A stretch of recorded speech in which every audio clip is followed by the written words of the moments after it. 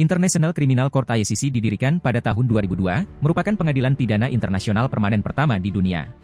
Statuta Roma yang diadopsi pada 17 Juli 1998, merupakan dasar perjanjian pendirian ICC. Statuta ini menetapkan fungsi, yurisdiksi, dan struktur mahkamah, yang memberinya wewenang untuk mengadili individu atas pelanggaran paling serius yang menjadi perhatian internasional, termasuk genosida, kejahatan terhadap kemanusiaan, kejahatan perang, dan kejahatan agresi. ICC beroperasi berdasarkan prinsip saling melengkapi dan melakukan intervensi hanya ketika yurisdiksi nasional tidak mau atau tidak mampu mengadili kejahatan serius ini. Markas besar Pengadilan Kriminal Internasional berada di Den Haag, Belanda.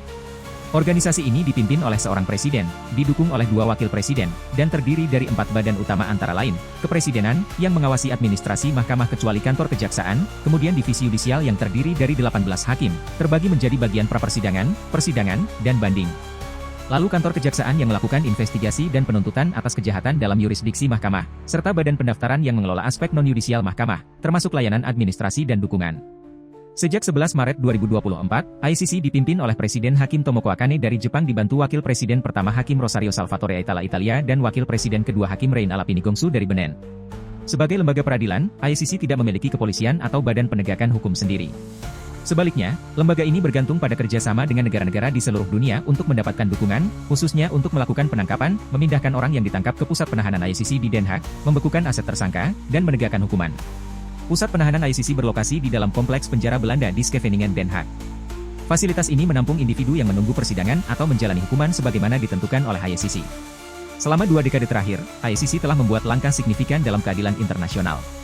ICC telah mengeluarkan 60 surat perintah penangkapan, dengan 21 individu ditahan dan diadili di pengadilan.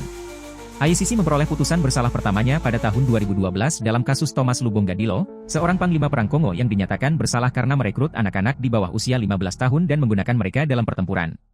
Untuk contoh tindak kejahatan lain, pengadilan menjatuhkan hukuman kepada Siang Tirbemba, mantan Wakil Presiden Republik Demokratik Kongo tahun 2016 atas tuduhan kejahatan perang dan kejahatan terhadap kemanusiaan, termasuk tindakan kekerasan seksual yang dilakukan oleh pasukannya di Republik Afrika Tengah. Meskipun telah mencapai banyak prestasi, ICC menghadapi beberapa tantangan.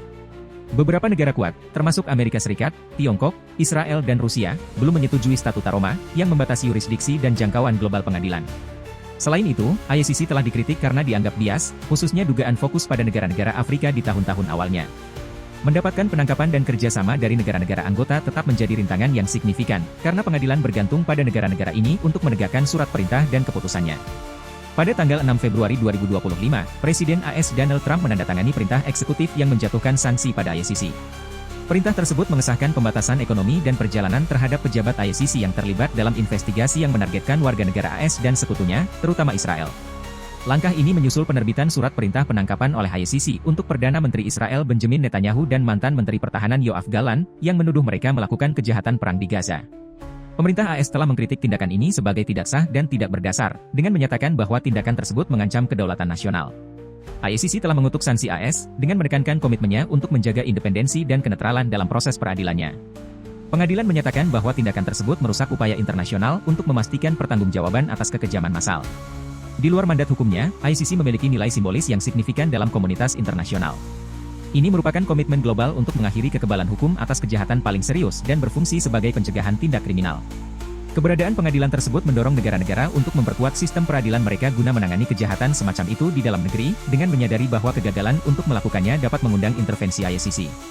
Selain itu, ICC menyediakan wadah bagi suara para korban, yang menawarkan mereka kesempatan untuk mencari keadilan di panggung internasional. Tuliskan pendapat Anda di kolom komentar. Jangan lupa klik tombol suka, ikuti akun dan aktifkan lonceng pemberitahuan. Sampai jumpa di video selanjutnya.